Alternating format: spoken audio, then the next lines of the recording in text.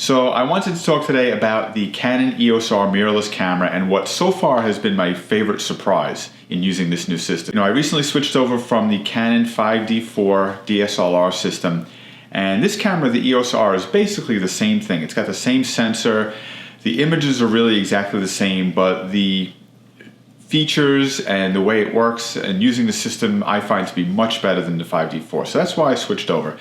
One thing that I wasn't really expecting from the beginning was how well the autofocus worked on this camera. Now that's really been my biggest hang-up so far about switching over to mirrorless. In the past was the autofocus system wasn't quite as good as it was on the DSLRs. I had tried some out.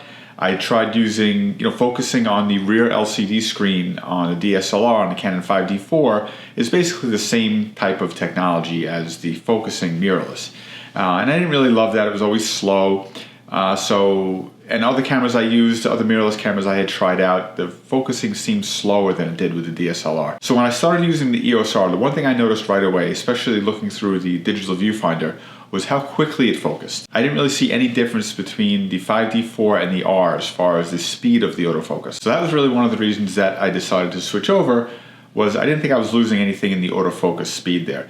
But since I've been using the EOS R a lot, one thing I really noticed is how accurate the autofocus is. Now the Canon 5D4 had a really accurate autofocus system, but in a lot of the ways that I shoot with prime lenses, I shoot with wide apertures, which means that if I'm out shooting at 1.4 or 2.0 on a telephoto lens, that my depth of field is always very small. So it's really important that I hit the exact focus where I want to hit it all the time in order to get the exact thing I want in focus when I'm using a really shallow depth of field on a wide aperture lens. So what I had always done with the 5D4, even though that autofocus system was really nice and accurate, I would always take multiple shots. So if I had a subject set up and I had my image composed, I would take 4 or 5 shots, refocusing between each shot. Because if I'm shooting at 1.4, if I'm off by, even an inch sometimes, it's going to throw off the focus, it's going to throw off the whole image.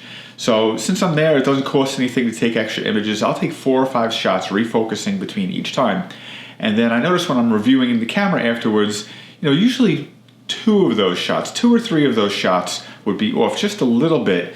And I'd have, probably 2 out of those 4 or 5 that hit focus dead on. And, I would keep those and use those to edit and adjust later on.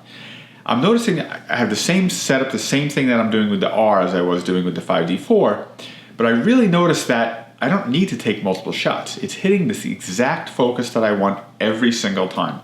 So I don't need to take 4 or 5 shots and review them and go back and forth and see which one's in better focus. They're all exactly where I want to focus every single time. I think that has something to do with being able to select whatever focus point I want of the probably 1 million or so focus points that I have on there. That may be it, but it's really super accurate. So I'm really confident in being able to hit accurate autofocus every time. I'm still taking extra shots just in case, but I'm finding that I don't need to. I'm hitting accurate autofocus every single time. It's lightning fast. I really don't see any difference between the 5D4 and the R as far as autofocus speed goes, but I am seeing a difference, which is great, in the autofocus accuracy. Like I said, not to say that the 5D4's accuracy isn't good. It really is. When I'm shooting with a 2.8 zoom lens, it's always dead on. It's when you're pushing it to the extreme a little bit more. You're shooting wider apertures, slower shutter speeds, and you would really need to get that exact spot.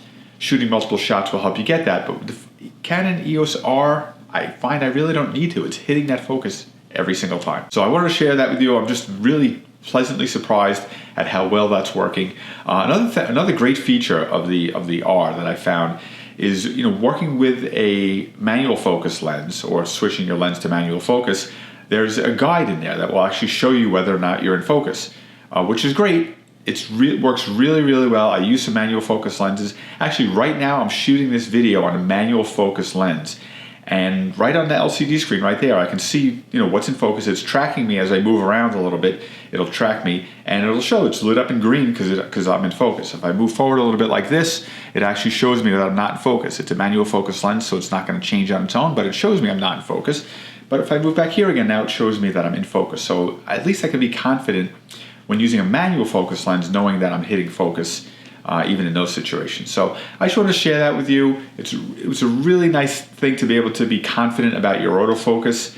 So I'm really happy about the way this camera is working, the way that it's working with all of the lenses, and the adapter between the EF lenses and the RF mount has been working really great. I'm really happy with that.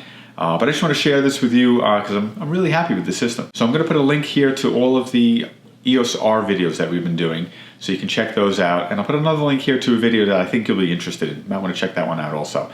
Thanks for watching. Remember to subscribe, and I'll see you next time.